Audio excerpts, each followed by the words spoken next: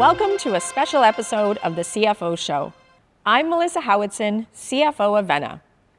As a CFO, I've always believed that the best leaders are lifelong learners.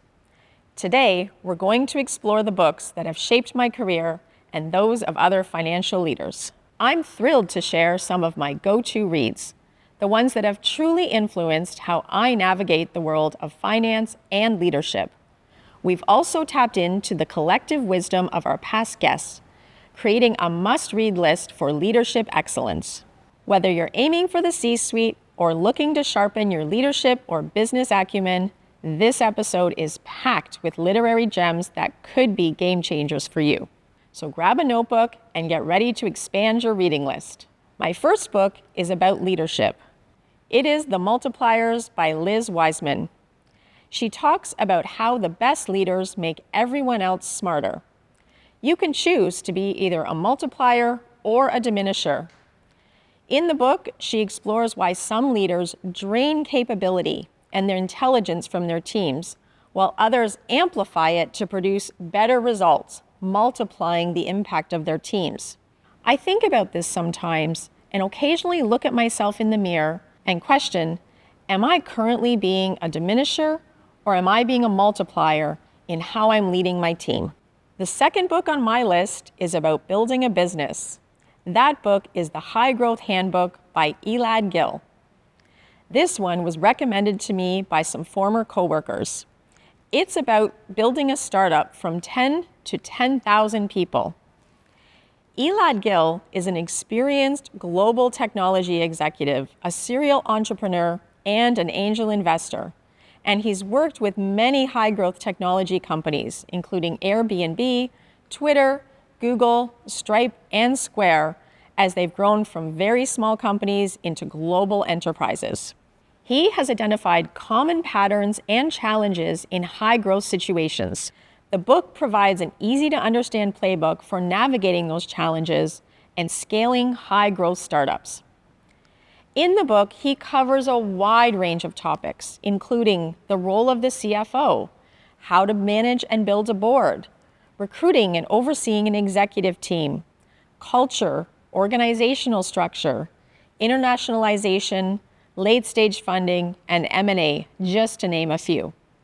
It's informed by interviews from some of the biggest names in Silicon Valley, including Reid Hoffman from LinkedIn and Mark Andreessen from Andreessen Horowitz. The High Growth Handbook presents crystal clear guidance for navigating the most complex challenges that confront leaders and operators in high growth startups.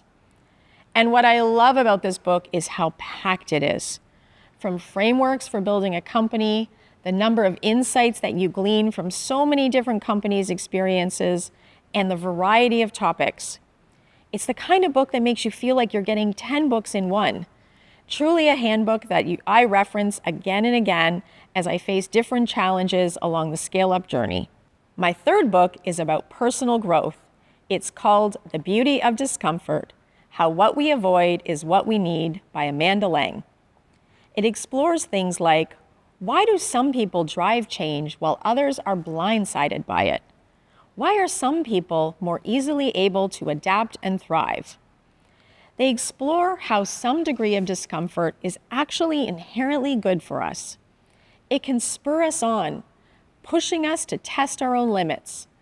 Learning to tolerate and then embrace discomfort is actually the foundation for change, both for individuals and businesses alike. And that actually starting to become comfortable with that discomfort won't just make us more resilient and successful, it will lead to a much happier life. I think about this book a lot in my personal life. As a mom, I think about how do I apply this with my kids? Am I building enough resilience in them? It is so tempting to want to jump in and always clear the path and make life easier. Much harder to stand back and sometimes let them fail. But it's actually in some of those failures and learnings and having them lean into those uncomfortable situations that they're going to grow and develop and build that resiliency. In my professional journey, this lesson has been applicable to me in starting this podcast. This was entirely new to me and was definitely outside of my comfort zone. But I had a team that was encouraging me to lean in, and I pushed through that discomfort to give it a try. And I've been learning so much. I learn every single time that I speak to a new guest. I get to step out of my typical day-to-day and do something different, and I'm having a lot of fun doing it. Now that we've explored some of my top picks, it's time to expand our literary horizons even further. We've compiled a special montage featuring recommendations from our past CFO Show guests. These financial leaders share not just their favorite books, but also how these reads have impacted their professional journeys. What has been the most impactful book that you've ever read? On the professional side, I would say it's a book called Conscious Business by Fred Kaufman, who's a leadership and culture consultant that has been operating with a lot of kind of large companies around the world, including Google, including LinkedIn, Microsoft. And so this book, Conscious Business, speaks about kind of how do you bring your true self and how do you bring your own values into the business. So it speaks about really core integrity. It speaks about notion of a little bit what we just discussed about, like, it's not about being right? It talks about a notion of success beyond success. What is true success? And so success is not necessarily being right. It's not necessarily the way we measure through metrics and performance. As an individual, it's also winning is being aligned to your own core value and bringing them to work and make the environment around you just a better place for everybody, right? So there's notion of communication in the book. There's the way of, you engage. There's a way of managing conflict. There's a way of, and so that's been really impactful. Thinking Fast and Slow is a very significant book that I read recently. I love the book. It tells you really how to think and what not to think, and how things are shaped by the psyche and how you can impact the psyche of people in a very significant way. So this is a great book. Highly recommended if you haven't read it. There's a great book that was written 15 years ago, made into a movie called Moneyball. And I highly recommend Moneyball. One, it's an incredible read. It's really fast. It's really, really interesting. But at its core, it's about baseball, and it's about the success of an underdog. But what it's really about is changing how folks or teams or organizations address problems and opportunities in a way that, tweaks the model, allows them to look at an opportunity differently than has been looked at for many, many years. Force yourself to look at things in a different way. So that's one of my real takeaways from the book.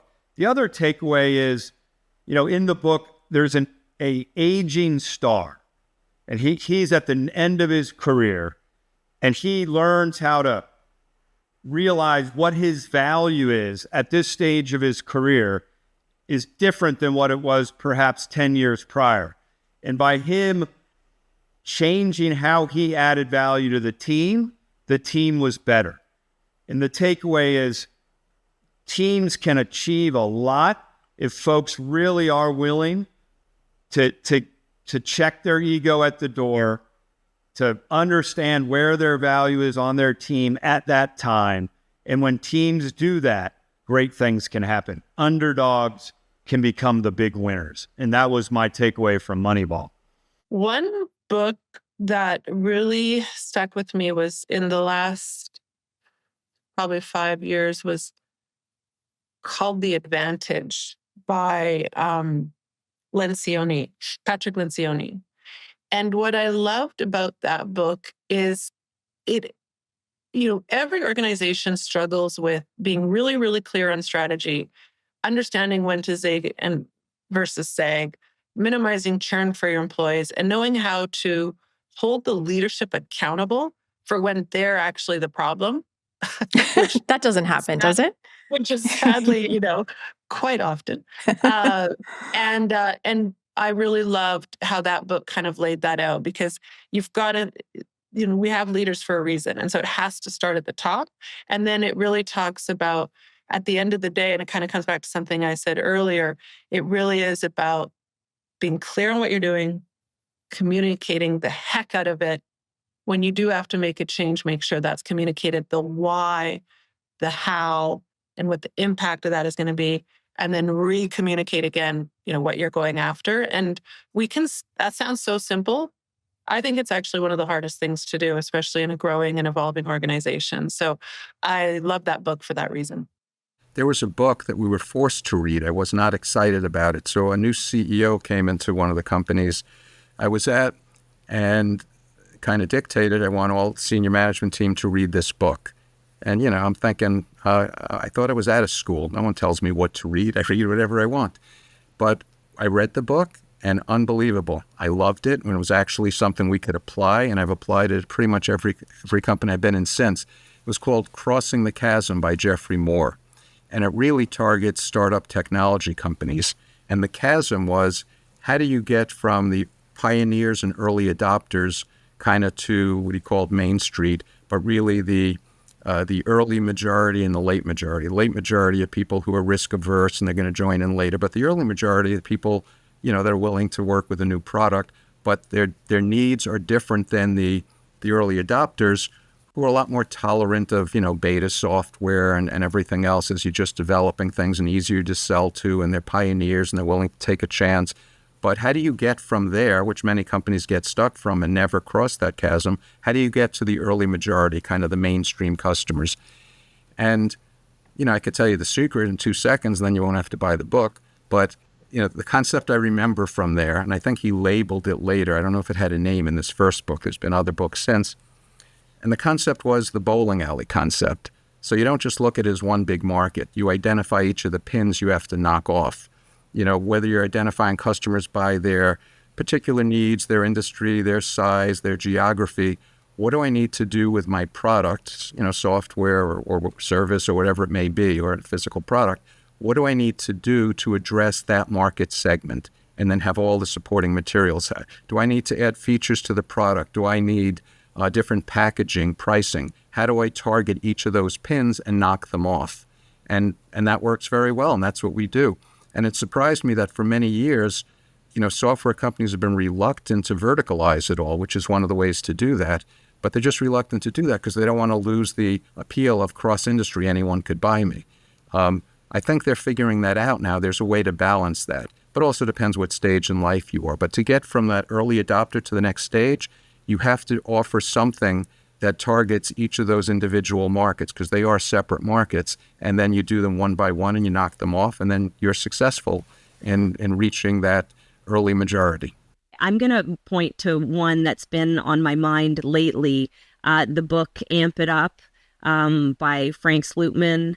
There's one notion in the book that I just find myself coming back to over and over again, and that's that execution. I'm probably butchering this. I'm not saying it the way that he reflected it in the book, but execution trumps strategy every day of the week.